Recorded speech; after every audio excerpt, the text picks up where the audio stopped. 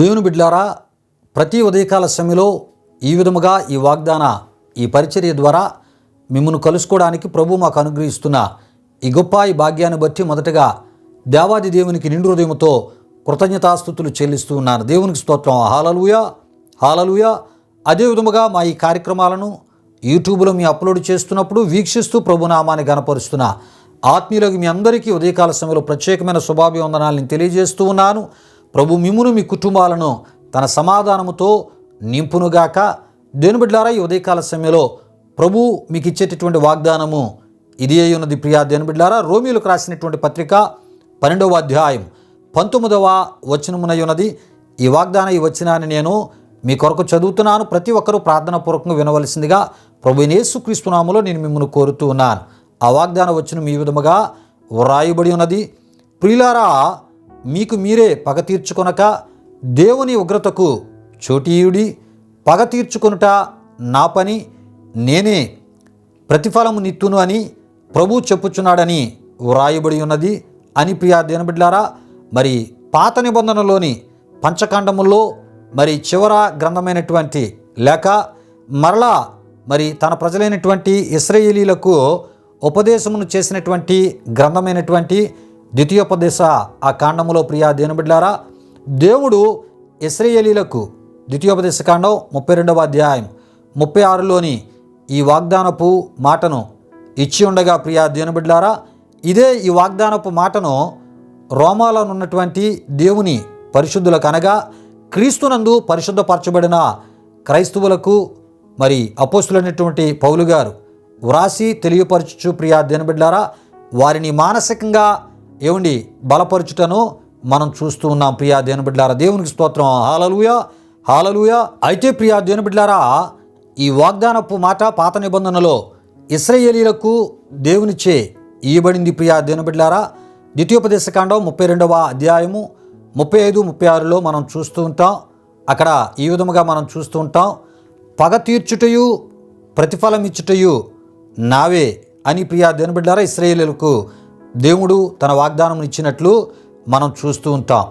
అయితే ప్రియా దేవుని బిడ్డలారా, మోషే నాయకత్వంలో ఇశ్రాయేలీలు వాగ్దాన దేశమైనటువంటి కానానుకు వారి యొక్క ప్రయాణాన్ని కొనసాగించుచున్నటువంటి సందర్భంలో ప్రియా దేవుని బిడ్డలారా, ఎర్ర సముద్రములో ఐగుప్తు సేనల మీద పగ తీర్చుకున్నది ఇశ్రాయేలీలా లేక నేను ఉన్నవాడనని మోషేతో అనిన దేవుడా అంటే ప్రియా దేవుని బిడ్డలారా, నేను ఉన్నవాడను అనే దేవుడే అని మనం తప్పక తెలుసుకోవాలి. ప్రియా దేవుని బిడ్డలారా, ఈ విషయాలు గమనించండి.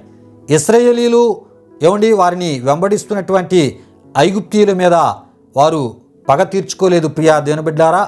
కానీ ఇశ్రాయేలీలను ఆ ఒక ఐగుప్తు దాసత్వము నుండి మోషే ద్వారా బయటికి రప్పించినటువంటి విడిపించినటువంటి దేవుడు ప్రియా దేవుని బిడ్డలారా ఎర్ర సముద్రములో వారిని జల సమాధి చేసినట్లు దేవుని వాక్యములో మనం చూస్తూ ఉంటాం. ప్రియులారా, దేవుడు తన ప్రజల పక్షముగా పగ తీర్చుకుని దేవుడై ఉన్నాడు అని మనం తప్పక తెలుసుకోవాలి ప్రియా దేవుని బిడ్డలారా. గనుకనే వారి యొక్క శవాలు సముద్ర తీరమున కొట్టుకు వచ్చుట ఇశ్రాయేలీలు చూశారు అని నిర్గమాకాండం 14వ అధ్యాయం 26, 28, 30 వచనాల్లో మనం చూస్తూ ఉంటాం.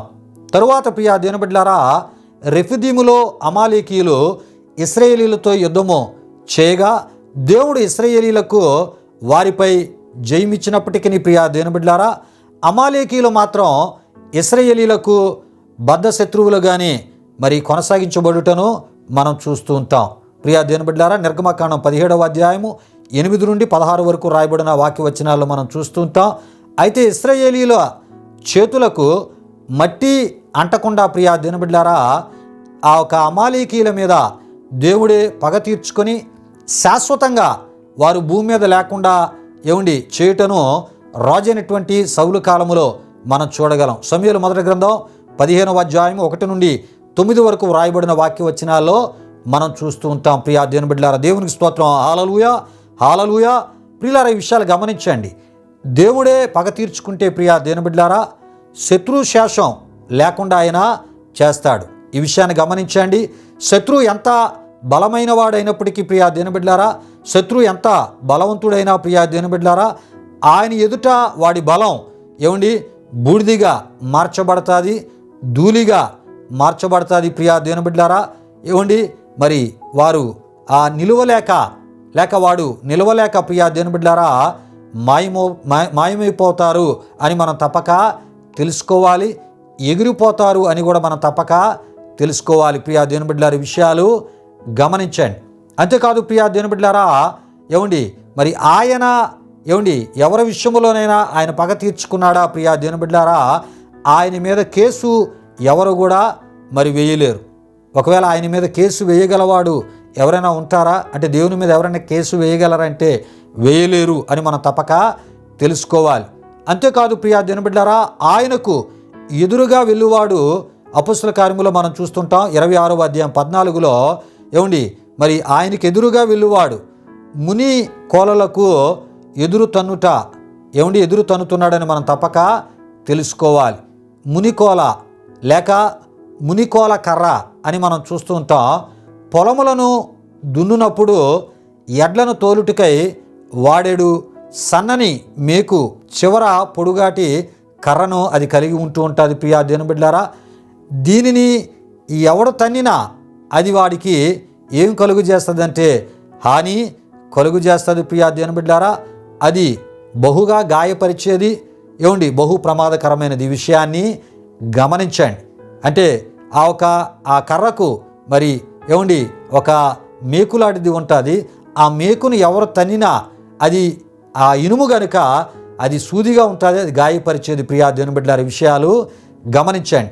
గనుక దేవునికి ఎవరు ఎదురు వెళ్ళినా దేవునికి వ్యతిరేకంగా ఎవరు పని చేసినా వారు మునికోలలకు ఎదురు తన్నుతున్నారు. మునికోల కర్రకు వారు ఎదురు తన్నుతూ ఉన్నారు. అది చాలా ప్రమాదకరం. ప్రియా దేవుని బిడ్డలారా, దాన్ని తన్నితే ఎంత అది గాయపరుస్తుందో, హాని చేస్తుందో, మరి దేవుని యొక్క ప్రజల జోలికి వచ్చినా, దేవుని జోలికి వచ్చినా, దేవుని కార్యాల జోలికి వచ్చినా మునికోలలకు ఎదురు తన్నినట్లే, మునికోల కర్రకు ఎదురు తన్నినట్లని మనం తప్పక తెలుసుకోవాలి. ప్రియా దేవుని బిడ్డలారా, ఈ విషయాన్ని నేను చెప్పట్లేదు కానీ మరి దేవుడే మరి ఒక మతపిచ్చి గలవాడైనటువంటి సౌలుతో దేవుడు మాట్లాడిన సందర్భంలో ప్రియా దేవుని బిడ్డలారా, దేవుడు చెప్పిన మాటగా మనం చూస్తూ ఉంటాం. యేసు ప్రభు వారే సౌలుతో ఆ మాటను చెప్పిన సందర్భంగా మనం చూస్తాం. తర్వాత సౌలు జీవితం పౌలుగా మారిపోయినట్లు మనం చూస్తూ ఉంటాం. దేవునికి స్తోత్రం. హల్లెలూయా, హల్లెలూయా. గనుక ప్రియా దేవుని బిడ్డలారా, ఆనాడు ఇశ్రాయేలు మీదకి అన్యాయముగా వచ్చిన వారి మీద పగ తీర్చుకున్నటువంటి దేవునిగా బైబిల్లో ఉన్నటువంటి దేవుణ్ణి మనం చూడగలం. ప్రియా దేవుని బిడ్డలారా, ఇశ్రాయేలీలను ఏర్పరచుకున్నటువంటి దేవుణ్ణి ఆనాడు మనం చూడగలం. ప్రియా దేవుని బిడ్డలారా, విషయాలు గమనించండి.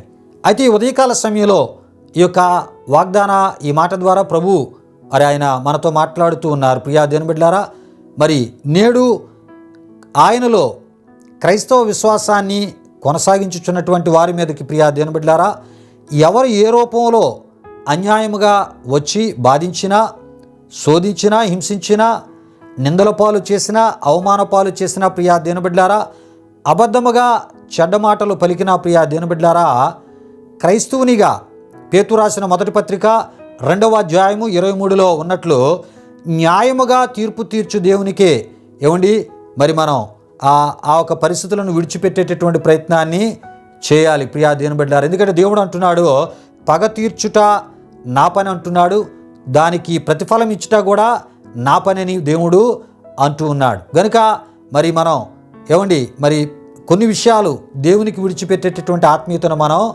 కలిగి ఉండాలి. ప్రియా దేవుని బిడ్డలారా, అయితే మనం ఏమి చేయాలని దేవుని వాక్యం చెప్తుందంటే మనం ప్రార్థించే ఆత్మీయతను కలిగి ఉండాలి, సహించేటటువంటి ఆత్మీయతను కలిగి ఉండాలి. ప్రియా దేవుని బిడ్డలారా, ఆయన కార్యం కొరకు కనిపెట్టు ఆ ఆత్మీయతను మనం కలిగి ఉండాలి. అంటే ఆయన కార్యం కొరకు మనం ఏం చేయాలంటే కనిపెట్టేటటువంటి ఆత్మీయతను మనం కలిగి ఉంటున్నప్పుడు మరి ఊహించని న్యాయము దేవుడు మన పక్షంగా చేసే గొప్ప దేవునిగా ఆయన ఉన్నాడు అని మనం తప్పక ఈ వాగ్దాన, ఈ వివరణ, ఈ ఆత్మీయ విషయాల ద్వారా ప్రభు ఈ ఉదయకాల సమయంలో మనతో ఆయన మాట్లాడుతున్నారు. ప్రియా దేవుని బిడ్డలారా, అంతేకాదు మరి ఆయన కలిగి ఉన్నటువంటి లేక ఆయన కలిగి ఉండమన్నటువంటి మాదిరికరమైనటువంటి జీవితాన్ని మనం కలిగి ఉంటున్నప్పుడు మరి ప్రతిదీ కూడా ఆయనే మన పక్షముగా మరి న్యాయము చేసే దేవునిగా ఉన్నాడు, యుద్ధము చేసే దేవునిగా ఉన్నాడు.